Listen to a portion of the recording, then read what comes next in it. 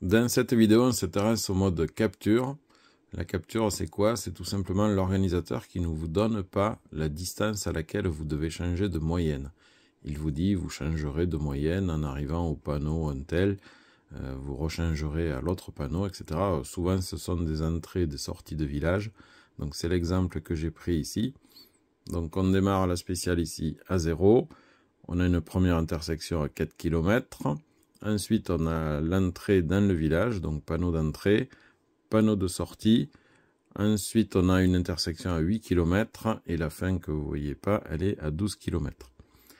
3 moyennes sur cette spéciale. La première à 48,50 jusqu'à l'entrée du village. Ensuite, 30 km/h dans le village. Et puis pour finir, 45 km/h de la sortie du village jusqu'à la fin de la spéciale. Donc on va voir comment on programme ces différentes valeurs, sachant qu'on ne connaît pas la distance du panneau d'entrée de village et du panneau de sortie de village. Mais il va falloir quand même programmer des valeurs pour que le Rallypack puisse travailler.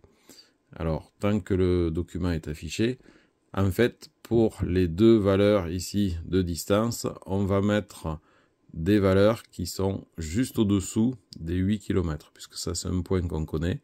On sait que les deux panneaux seront avant les 8 km, mais on va mettre juste 1 mètre de moins.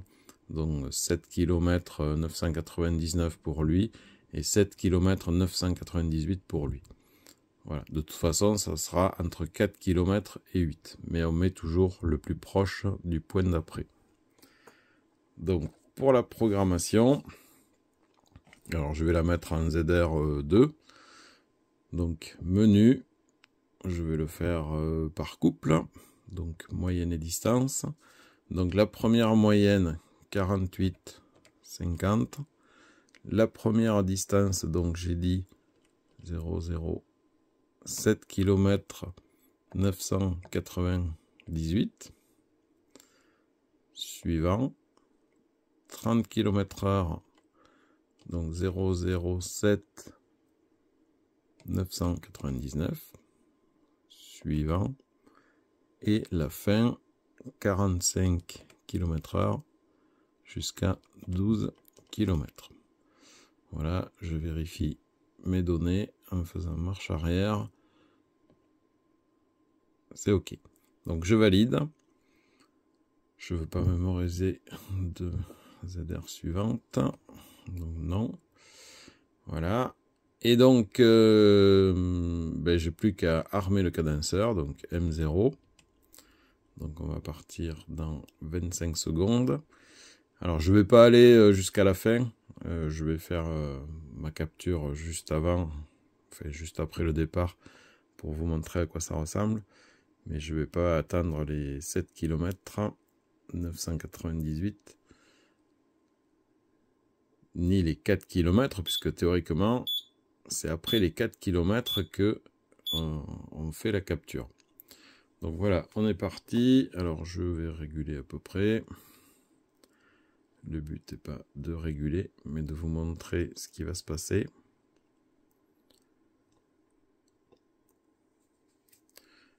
Donc voilà, je suis à peu près à 0. On régule. Et puis imaginons que le point où il faut changer la moyenne est sur le point d'arrivée. Et bien je fais tout simplement M8. M8. Alors notez que si je veux changer la moyenne, c'est possible. Si j'écris directement au clavier, ça va écrire sur la moyenne ici. Parce qu'il y a certains organisateurs qui, en plus de faire le changement de moyenne au panneau, vous demandent de relever la moyenne qui est inscrite sur le panneau. C'est encore plus compliqué. Enfin, c'est pas très très compliqué, mais là, il faut en plus saisir la moyenne dès qu'on la voit. Donc par exemple, s'il y avait écrit 32, mais là il faudrait vite écrire 3200 au clavier, donc ça viendrait s'écrire ici. Et puis il faut capturer cette fameuse distance. Alors je vais la capturer, même si je ne suis pas après les 4 km prévus, je vais la capturer bientôt. Donc on va retenir la valeur, c'est à peu près, allez, 1 km 100, voilà. Donc ça y est, je suis passé sur le secteur 2, je suis à 30. Alors du coup, il faut que je ralentisse un peu puisqu'on est passé de 48,50 à 30. Voilà. Et imaginons que la sortie du village approche. Je refais M8. Voilà. Et lorsque le nez de la voiture est au panneau de sortie de village, je valide, donc je capture à la distance, donc 1,400 à peu près. Et je raccélère puisqu'on est remonté à une moyenne de 45 km/h. Voilà. Alors je ne vais pas aller jusqu'au bout, on va arrêter la spéciale et puis on va aller regarder au niveau des distances, celles que l'on avait programmées, on va voir qu'elles ont été modifiées par les deux captures que l'on a faites. Donc j'arrête mon cadenceur, donc M7, arrêt cadenceur, oui. J'arrête la sonde. Et si je vais voir mes distances, donc menu 2, voilà, 1 km 100, c'est la première qu'on a capturée. 1 km 402, c'est la deuxième. Voilà, donc ça a bien fonctionné. J'ai bien capturé mes deux distances au panneau.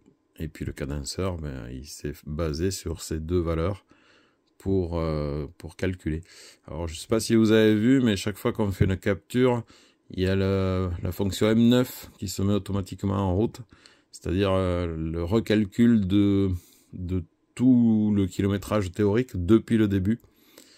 Ça permet, si jamais on arrive au panneau d'entrée de village ou de sortie légèrement en retard ou légèrement en avance, ça permet de tout remettre d'aplomb et d'avoir un kilométrage tout à fait nickel au niveau du cadenceur. Donc voilà pour ce mode de capture au panneau.